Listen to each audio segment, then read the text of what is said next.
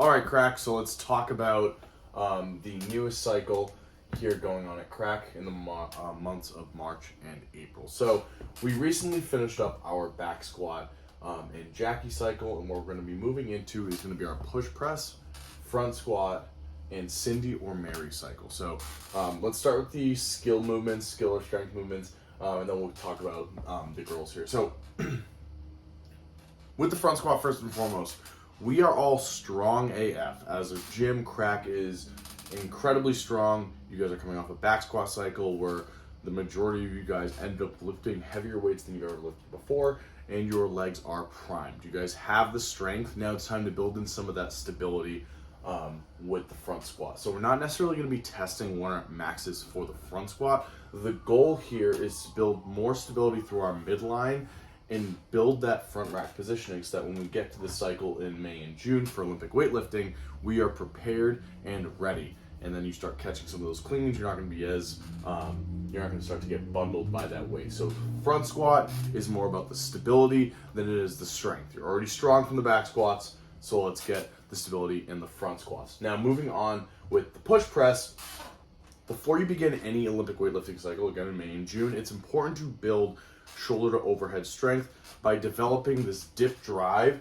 that's necessary for something like a split jerk, push jerk, so on and so forth. So that's why you're going to be seeing the push press. And then both of these movements have one thing in common, and that is the front rack position. So with all that being said, push press, front squat, stability, front rack positioning, and prep for the next cycle in May and June. Now moving over to the girls, we have Cindy and Mary, which are two staples in CrossFit. They've been around forever. We've done Cindy maybe every single year since the gym's been open. And both of these workouts have a couple things in common. They involve a lot of pushing, a lot of squatting, and a lot of pulling. Now they're a little bit different in terms of the actual skill level it takes to perform them, but whichever one you decide to do at the beginning of the cycle, you're going to be retesting at the end. Cindy has your push-ups, your air squats, and your pull-ups.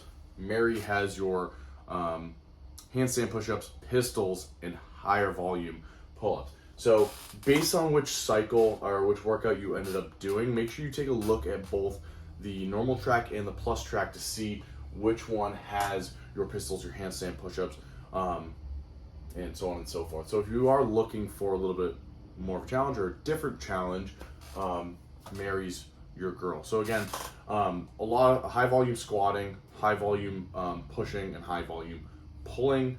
And with that being said, we're also looking to prep ourselves for Murph. So Murph obviously happens in the month of May, but it's important to get that volume building up so that we don't get shocked by the 100 pull-ups, 200 push-ups, and 300 air squats that we end up hitting in May. And then obviously, guys, as it starts to get warmer out, you guys will start to see a little bit more running, but clearly that hasn't really been a thing with all the snow that we've gotten on the ground recently. So as it gets warm, you guys will see more running. But if you guys have any questions about the current cycle that we are on, please feel free to reach out, ask your coaches, or comment down below. Otherwise, have a great day, guys. Peace.